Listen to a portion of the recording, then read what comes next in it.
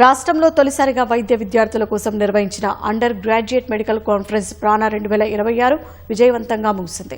కరీంనగర్లో 2 రోజుల పాటు కొనసాగిన సదస్సులో విద్యార్థులు తమ వైద్య పరిజ్ఞానం, పరిశోధన ఆలోచనలు, కమ్యూనికేషన్ నైపుణ్యాలను ప్రదర్శించారు. కార్యక్రమానికి కరీంనగర్ సిపి గౌసాలం ముఖ్య అతిథిగా హాజరయ్యారు. వైద్య విద్యార్థులకు ప్రయోగాత్మక జ్ఞానం ఎంతో అవసరమని, ఇలాంటి సమావేశాలు భవిష్యత్తులో తోడ్పడతాయన్నారు. మెదడు నుంచి వచ్చే ఎలక్ట్రికల్ సిగ్నల్స్ ను డిజిటల్ పరికరాలతో అనుసంధానించి శరీర భాగాలను నియంత్రించే టెక్నాలజీలు అభివృద్ధి చెందుతున్నాయని సిపి గౌసాలం వివరించారు. వైద్య రంగంలోని తాజా సమాచారంతో పాటు నైపుణ్యాల ప్రాముఖ్యతను నిపుణులు వివరించినట్లు Pratima group of director doctor Hasini తెలిపారు. వైద్య విద్యార్థులు కేవలం పాఠ్యపుస్తకాలకే పరిమితం కాకుండా పరిశోధన, నాయకత్వ లక్షణాలు, సమగ్ర వైద్య సేవలపై దృష్టి సారించేలా ప్రోత్సహిస్తున్నట్లు తెలిపారు.